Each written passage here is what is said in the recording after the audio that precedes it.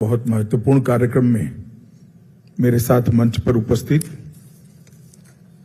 श्रीमान अजय कुमार भल्ला जी, केंद्रीय गृह सचिव, श्रीमान पीयूष आनंद जी, महानिदेशक एनडीआरएफ, श्री राजेंद्र सिंह जी, सदस्य राष्ट्रीय आपदा प्रबंधन प्राधिकरण, श्री संजीव कुमार जिंदल, अतिरिक्त सचिव गृह विभाग, और आज यहां पर आए हुए गृह विभाग के सभी आला अधिकारीगण और एनडीआरएफ के मेरे सभी साथियों का मैं मन से स्वागत करता हूं। सबसे पहले एनडीआरएफ के पर्वतारोहण अभियान विजय की सफलता के लिए मैं दल के नेतृत्व को, दल को और पूरे एनडीआरएफ को मनपूर्वक बहुत बहुत बधाई और शुभकामनाएं देना चाहता हूं। जब इतनी ऊंचाई पर जाने का और अदम्य साहस दिखाने का फैसला हमारे जवान करते हैं, तब कुछ लोगों के मन में बल ने तय किया है एक प्रोजेक्ट है, हम इसको आगे बढ़ाएं। कुछ लोगों के लिए व्यक्तिगत शौक का विषय भी हो सकता है और कुछ लोगों के लिए महज एक ड्यूटी भी हो सकती है। परंतु इस प्रकार के कठिन अभियानों से व्यक्ति और बल दोनों के कार्यकुशलता में अनेक प्रकार की वृद्धि होती है। जब इस प्रकार के कठिन अभियान लेकर आगे चलते हैं तब लक्ष्य को सिद्ध करने की आदत पड़ती है, विजय को प्राप्त करने की जिज्ञासा और धगस, इसका हर काम में हमें आदत पड़ता है। अकल्पनीय कठिनाइयां जिसका पूरे आयोजन में कहीं कल्पना ही नहीं की गई है, इस प्रकार की कठिनाइयां आती है तब कठिनाइयों को पार कर लक्ष्य तक पहुंचने की भी आदत पड़ती है।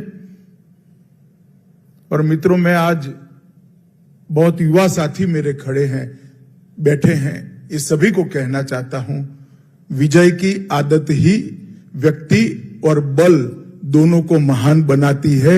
ये डालने जैसी आदत है।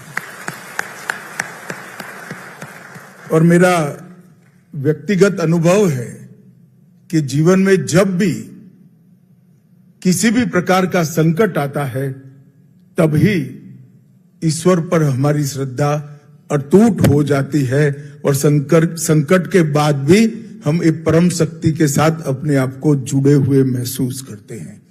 और ये बाकी के जीवन में सद्मार्ग पर चलने का, विजयी बनने का और विश्वास की बढ़ोतरी का सबसे बड़ा स्रोत होता है। आज विजय की सफलता कुछ जवानों ने प्राप्त की है, मगर इस सफलता पूरे एनडीआरएफ के लिए है। ये मैं बहुत मन की स्पष्टता के साथ कहना चाहता हूं कि विजय की सफलता का तमगा पूरे एनडीआरएफ बल को जाता है। आपने सिर्फ मणिरंग पर्वत को, इसकी ऊंचाइयों को सिद्ध नहीं किया है, आपने बल के हौसले को बढ़ाने का एक बहुत बड़ा सफलतापूर्वक कार्यक्रम सिद्ध किया है। पर्वत आरोहण ये सिर्फ एक आर्ट नहीं है, ये जीवन जीने की कला है। जीवन में कई सारी घटनाओं का आपके जीवन को आप रिवाइंड कर इसकी फिल्म देखेंगे तो पर्वतारोहण में आने वाली सब कठिनाइयों के अलग अलग प्रकार की कठिनाइयां कुछ और स्वरूप में आपके जीवन में आई होगी।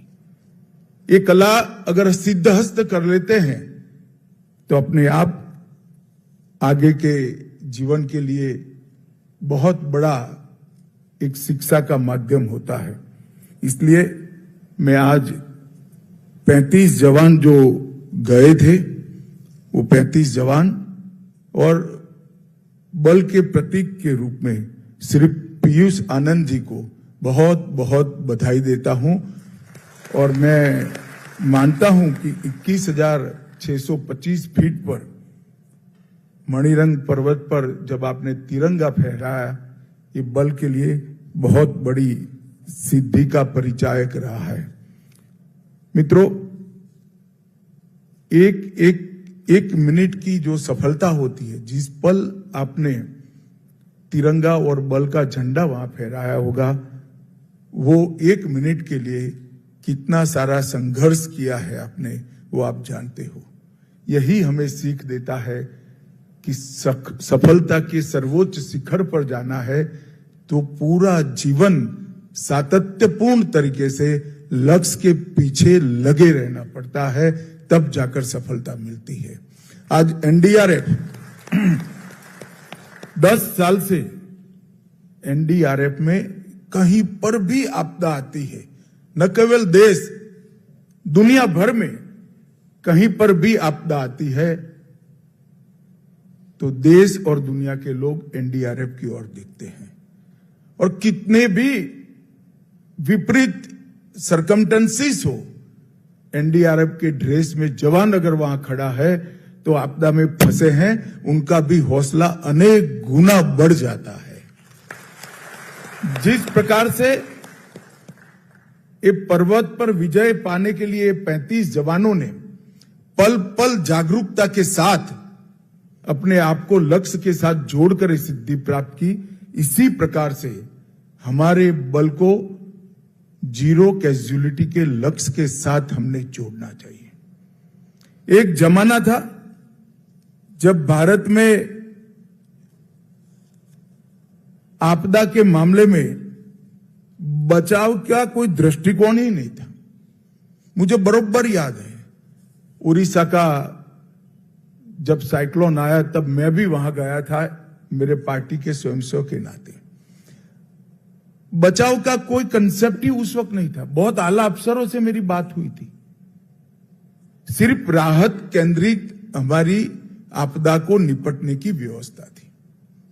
वहां से लेकर गुजरात के भूकंप से लेकर आज तक राहत केंद्रित दृष्टिकोण पूर्णतया बदल गया है और जीरो कैजुअलिटी दृष्टिकोण को हम कई बार सफलतापूर्वक अचीव कर रहे हैं। ये बहुत बड़ी यात्रा है हमारी आपदा को निपटने की। इतने समय में और विशेषकर मोदी जी के 10 साल के कार्यकाल के अंदर आपदा को निपटने के लिए दुनिया भर की बेस्ट प्रैक्टिसेस को हमने जमीन पर उतारा है।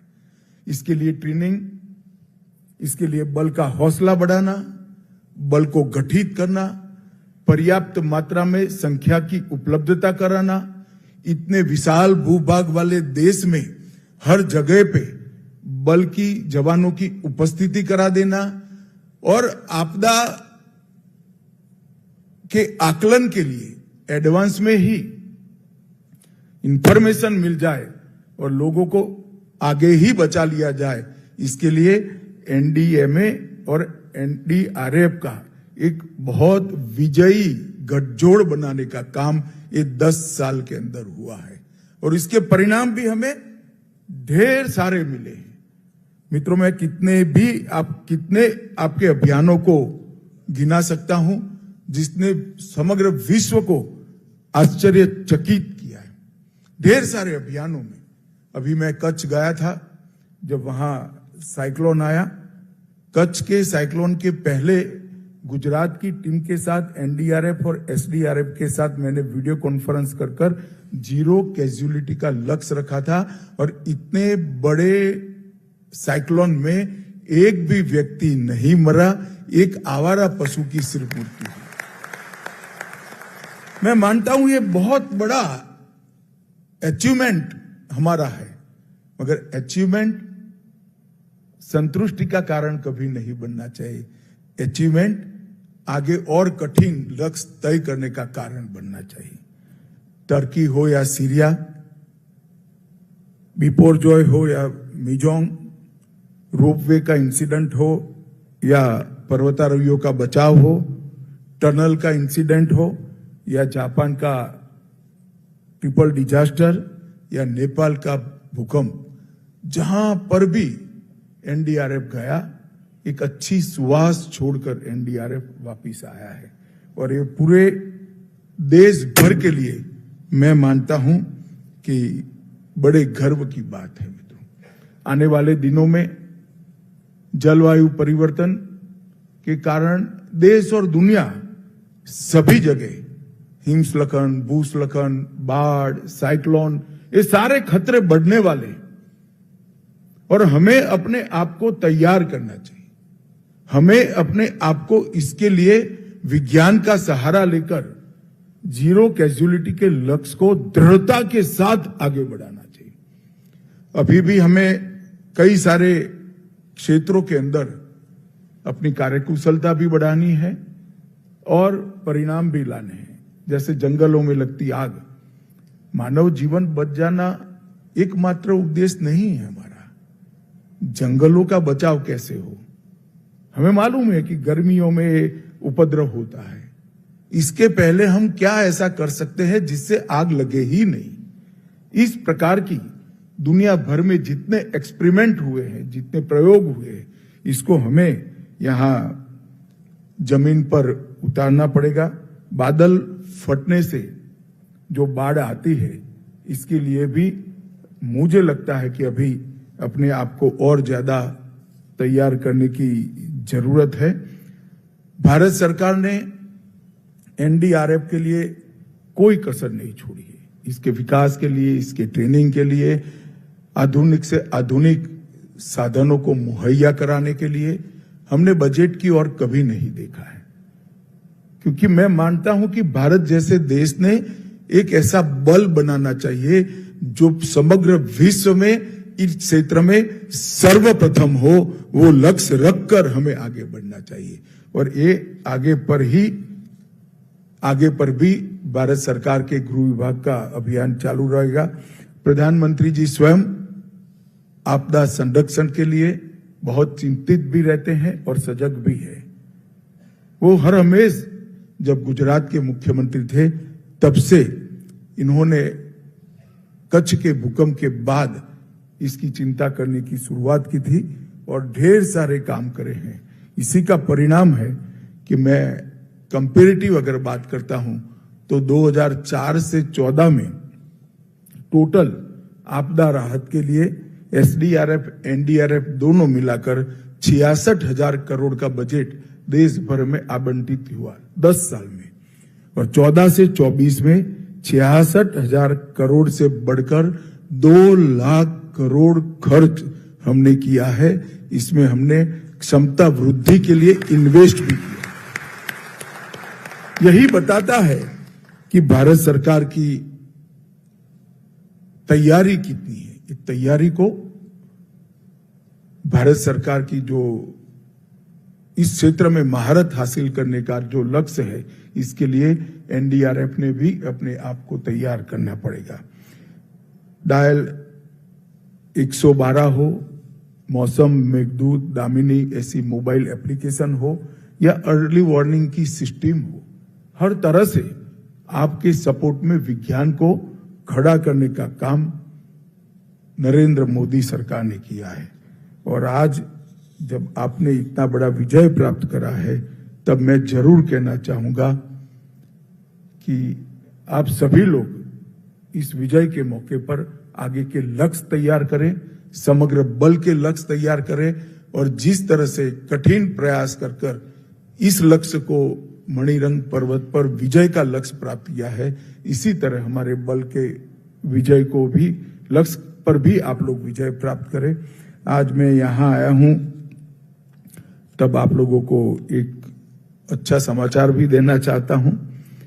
बहुत समय से एनडीआरएफ के कर्मियों के लिए जोखिम और कठिनाई भत्ते की मांग चल रही थी, कल ही भारत सरकार ने इसको अप्रूव किया है और वो 40% के रेट पर आपको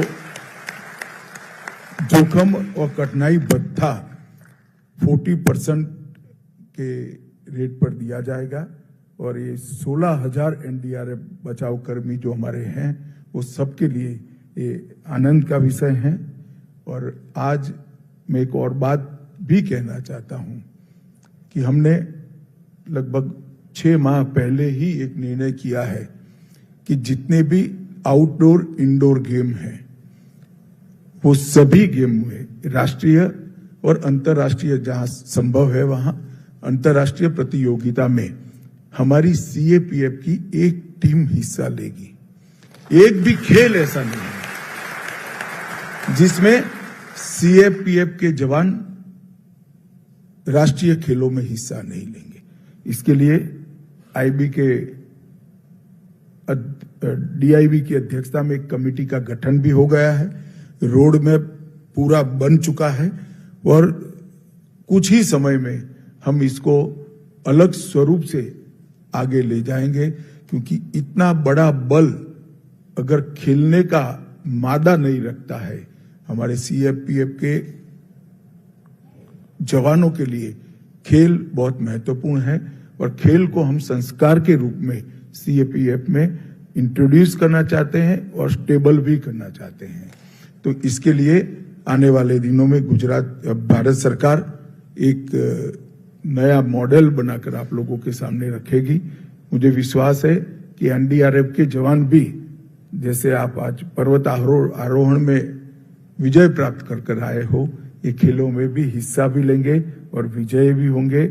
आप सभी को फिर से एक बार बहुत बहुत बधाई और आने वाले मॉनसून की कठिनाइयों को पार करने के लिए ढेर सारी शुभकामनाएं।